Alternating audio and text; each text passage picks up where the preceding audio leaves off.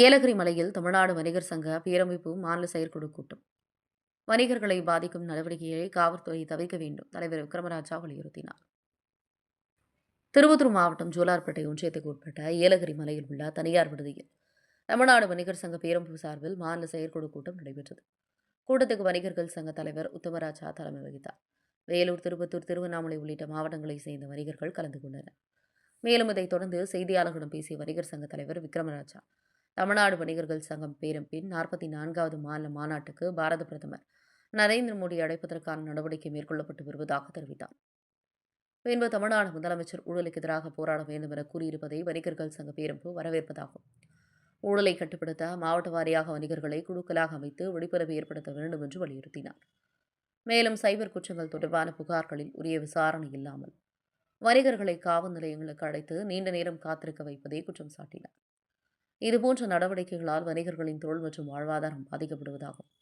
Cyber crime வழக்குகளில் காவல்துறை உரிய நடைமுறைகளை பின்பற்ற வேண்டும் என்று கேட்டுக்கொண்டார். வணிகர்களை தேவையின்றி அழைத்து செல்லும் நடவடிக்கை தொடர்ந்தால் காவல்துறையை கண்டித்து போராட்டம் நடத்தப்படும் என்று தெரிவித்தார். மேலும் ஏலகிரி மலையில் குடிநீர் தட்டுப்பாடு காரணமாக பொதுமக்கள் அவதிப்பட்டு வருவதாகும். இப்பகுதியில் அரசுக்கு அதிக அளவில் வருவாய் கிடைக்கும் நிலையில் மக்களுக்கு அடிப்படை குடிநீர் வசதி கிடைக்காதது வேதனை அளிப்பதாகவும் கூறினார். குடிநீர் பிரச்சினைக்கு அதிகாரிகள் போர்க்கால அடிப்படையில் உடனடியாக நடவடிக்கை எடுக்க வேண்டும் என வலியுறுத்தினார். மேகதாது அணை கட்ட கர்நாடக அரசு மேற்கொண்டு வரும் முயற்சிகளை எதிர்த்து தமிழ்நாடு வணிகர் சங்க பேரமைப்பு சார்பில் சென்னையில் போராட்டம் நடத்தப்படும் என்றும் இதற்கான தேதி விரைவில் அறிவிக்கப்படும் என்று தெரிவித்தார். அரிசி விலை உயர்வு குறித்து பேசிய அவர், கர்நாடகா மற்றும் ஆந்திரா உள்ளிட்ட பகுதியில் விளைச்சல் குறைந்துள்ளதால் அரிசியின் விலை உயர்ந்துள்ளதாக தெரிவித்தார். மேலும் உணவுத்துறை அதிகாரிகள் வணிகர்களை மிரட்டி அவர்களின் வாழ்வாதாரம் பாதிக்கும் வகையில் செயல்படுவதாக குற்றம் சாட்டிய அவர் இதுபோன்ற நடவடிக்கையை தவிர்க்க வேண்டும் என வலியுறுத்தினார். மேலும் கூட்டத்தில் வணிகர்களின் பல்வேறு கோரிக்கை தொடர்பாக மொத்தம் 14 தீர்மானங்கள் முன்வைக்கப்பட்டு நிறைவேற்றப்பட்டன. இந்நிகழ்வில் திருப்பத்தூர் மாவட்ட தலைவர் சுபாஷ், மாவட்ட செயலாளர் மாதேஸ்வரன், மாவட்ட பொருளாளர் செந்தில் முருகன் மற்றும் ஏராளமான வணிகர்கள் சங்கத்தை சேர்ந்த உறுப்பினர்கள், நிர்வாகிகள் கலந்து கொண்டு சிறப்பித்தனர். திருப்பத்தூர் மாவட்ட கேப்டன் டிவி மாவட்ட செய்தியாளர் கேப்டன் சி ரமேஷ்.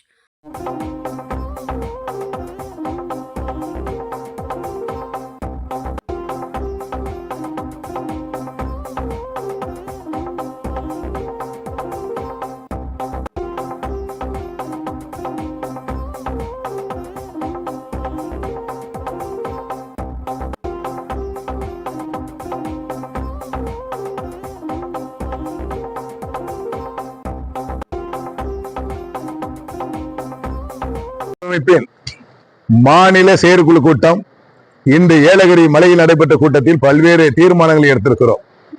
குறிப்பாக 44வது மாநில மாநாட்டிற்கு தேசிய பாரத பிரதமர் அவர்களை அழைக்க வேண்டும் என்பதை முடிவெடுத்திருக்கிறோம். அதே போன்று தமிழ்நாடு முதலமைச்சர் அவர்கள் ஊழலுக்கு எதிராக போராட வேண்டும் என்று சொல்லியிருக்கிறார். அதை தமிழ்நாடு வணிகர் பேரமைப்பு வரவேற்கிறது. அதே போன்று ஊழல்வாதிகளை கட்டுப்படுத்துவதற்கு மாவட்ட வாரியாக ஒரு குழு அமைக்கப்பட வேண்டும். அந்த குழுவில் அதிகாரிகள், வணிக சங்க பிரதிநிதிகள் எல்லாம் அடங்கிய ஒரு குழுவாக அமைக்கப்பட்டு விழிப்புணர்ச்சி ஏற்படுத்த வேண்டும் என்பதை தமிழ்நாடு வணிகர் பேரமைப்பு வலியுறுத்துகிறது. அதே போன்று இன்று கிரைம் போலீஸ்ல ஒவ்வொரு சைபர் கிரைம்ல ஒவ்வொரு வங்கிக்கும் யாராவது ஒருவர் தவறாக பணம் அனுப்புறாங்க.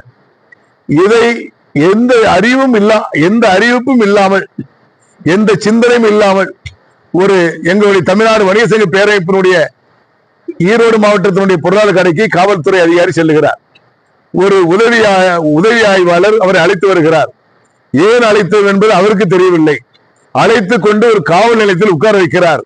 ஏன் உட்கார வைக்கிறோம் என்று அந்த காவல் நிலையம் தெரியவில்லை. மாலை வரை உட்கார வைத்து விட்டு அனுப்புறாங்க. ஏன்னா அவர்கள் குற்றமே செய்யல. ஆகவே காவல்துறை அதிகாரிகள் இந்த சைபர் கிரைம்ல நடைபெறுகின்ற மோசடிகளை கட்டுப்படுத்துவதற்கு வியாபாரிகளை துன்புறுத்தக்கூடாது என்பதை தமிழ்நாடு வணிகர் பேரமைப்பு வலியுறுத்துகிறது. தேவையானால், காரணம் இருந்தால் காவல் நிலையத்துக்கு வாருங்கள் என்று சொன்னால் வணிகர்கள் தயாராக இருக்கிறார்கள். நாங்கள் இத்தனை ஆண்டுகள் வணிகம் செய்து கொண்டிருக்கின்ற இடத்திலே காவல்துறை வாகனத்தில் ஏற்றிச் செல்வதை நாங்கள் ஒருபொழுதும் ஏற்றுக்கொள்ள மாட்டோம். இது போன்ற தவறுகள் காவல்துறை இனிமேலும் எங்கேனும் நடக்குமேயானால் அதை எதிர்த்து தமிழ்நாடு வணிகர் பேரமைப்பு பெரும் போராட்டத்தை சந்திக்கக்கூடிய நிலை ஏற்படும் என்பதை எச்சரிக்கை உணர்வோடு பதிவு செய்து கொள்கிறேன். அதே போன்று ஏலகிரி மலையில பாத்தீங்கன்னா திருப்பத்தூர் மாவட்டத்திற்கு தேவையான எவ்வளவு வருமானங்கள் ஈர்ப்பு தன்மை வந்து கொண்டிருக்கிறது. வரியில் அதிகமான வரி கட்டக்கூடிய இடம் இந்த மலைப்பகுதியாக இருக்கிறது. ஆனால் இங்கு குடிநீர் வசதி தேவைக்கு மிக அதிக கஷ்டப்படுறாங்க மக்கள். இங்கு சாமானிய மக்கள் இருக்கிறாங்க, மலைவாழ் மக்கள் இருக்காங்க. இவர்கள் எல்லாம் தண்ணீருக்கு படும்பாடும் பெரும்பாலாக இருக்கிறது.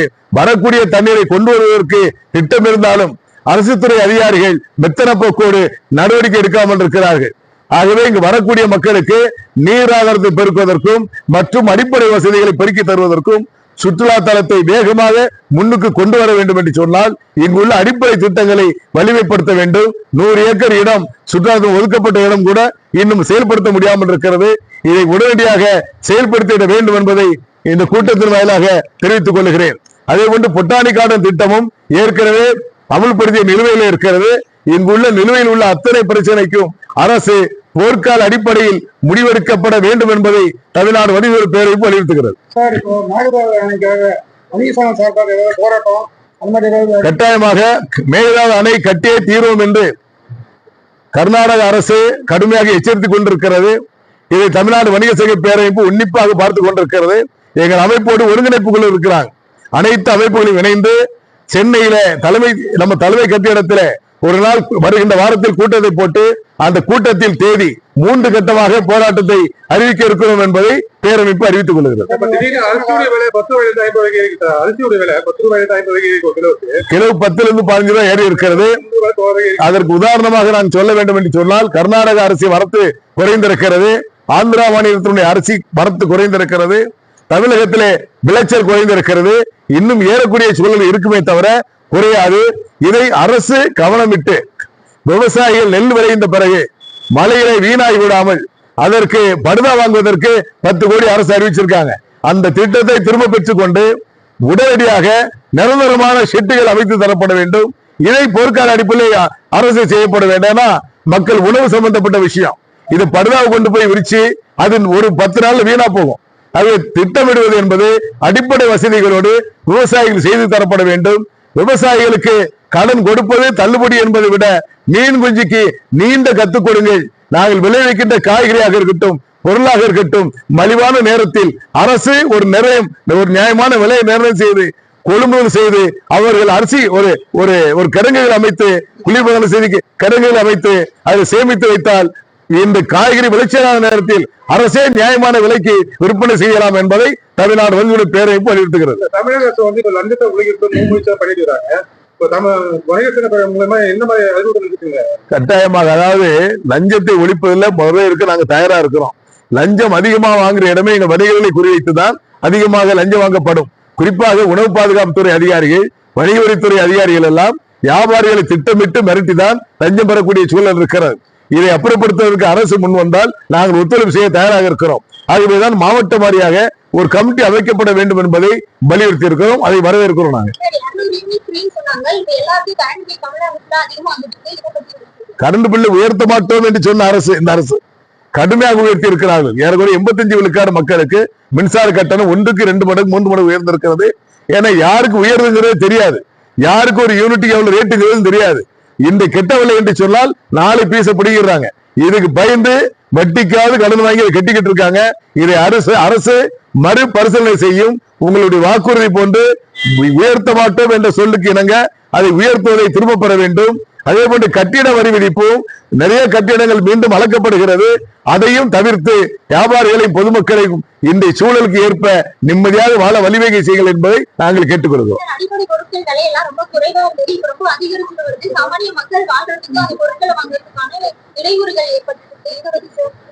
அதாவது அடிப்படை விலையேற்றத்துக்கு ஒண்ணு காரணம் டீசல் பெட்ரோல் விலை உயர்வுங்க.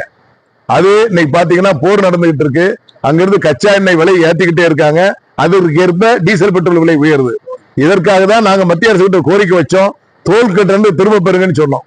தோல் நீங்க பாத்தீங்கன்னா கொரோனா காலத்துல ஃப்ரீயா விட்டாங்க. அதே போன்று இந்த போர் முடியும் வரை தோல் இல்லாம விட்டாச்சுன்னா விலைவாசி குறையும். ஏன்னா அந்த கட்டணம் தூக்கி வைப்பதை விட ₹1 பொருள் மேல ஏற்றுவதை குறைக்க வேண்டும் என்று சொன்னால் அரசு நடவடிக்கை எடுக்கப்பட வேண்டும் என்பதை பேரமைப்பு வலியுறுத்துகிறது.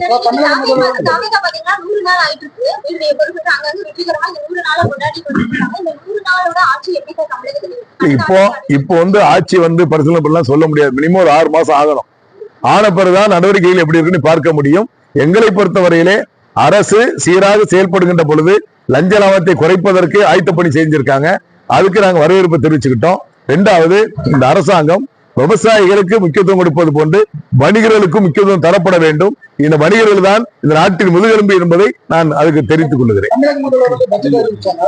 வணிகருக்கான பட்ஜெட் உங்களுக்கு அதுல ஏதாவது திருப்தியா இருக்கா? இல்ல பட்ஜெட் ஏதாவது மாற்றம்? இல்ல, நிதிநிலை அறிக்கைக்கு முன்பு எங்களை கூப்பிட்டு ஆலோசனை பெறப்பட்டது. ஆனால் நிதிநிலை தாக்குதலில் வியாபாரிகள் சம்பந்தப்பட்ட பிரச்சனை எதுவுமே வரப்படவில்லை.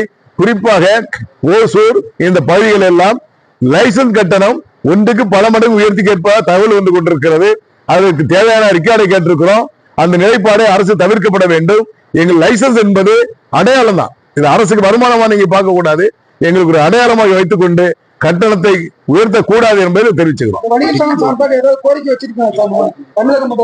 வச்சிருக்கோம். கிட்டத்தட்ட 21 கோரிக்கைகள் வச்சிருக்கிறோம். அந்த கோரிக்கைகளுக்கு சட்டமன்றம் முடிந்தவுடன் தமிழ்நாடு முதலமைச்சர் அவர்களை சந்திக்க இருக்கிறோம். சந்திக்கின்ற பொழுது கொடுத்து வலியுறுத்த இருக்கிறோம்.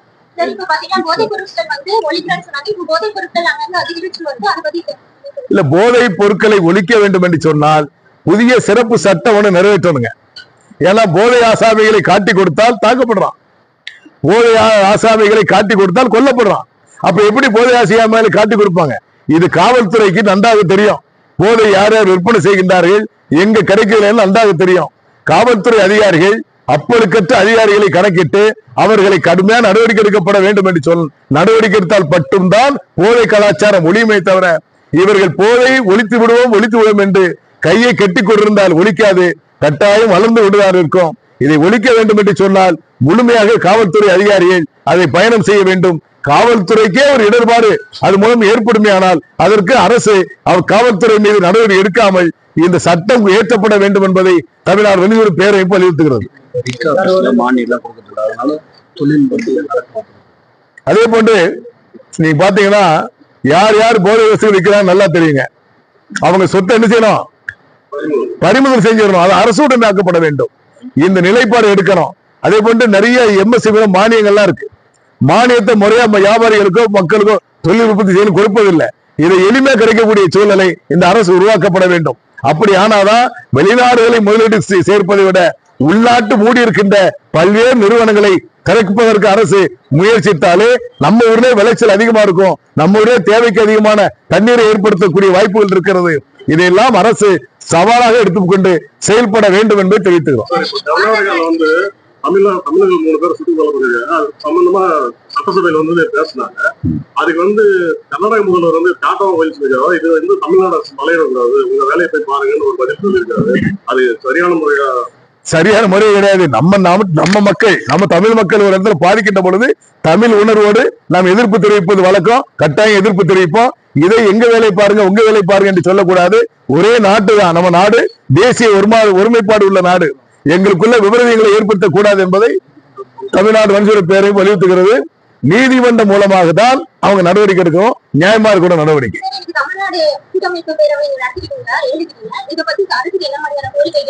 தமிழ்நாடு வணிகர் பேரமைப்பு பல்வேறு கோரிக்கைகளை வச்சிருக்கோம். உணவு பாதுகாப்புத்துறை அதிகாரிகள் அத்துமீறல் இருக்கக்கூடாது. லைசன்ஸ் கட்டணத்தை எளிமைப்படுத்திட வேண்டும். இந்த ஜிஎஸ்டி வரி விதிப்பில சட்ட விதிகளை எளிமைப்படுத்த வேண்டும். மூடி இருக்கின்ற நிறுவனங்களை திறக்கப்பட வேண்டும் என்ற பல்வேறு தீர்மானங்களை எடுத்திருக்கிறோம்.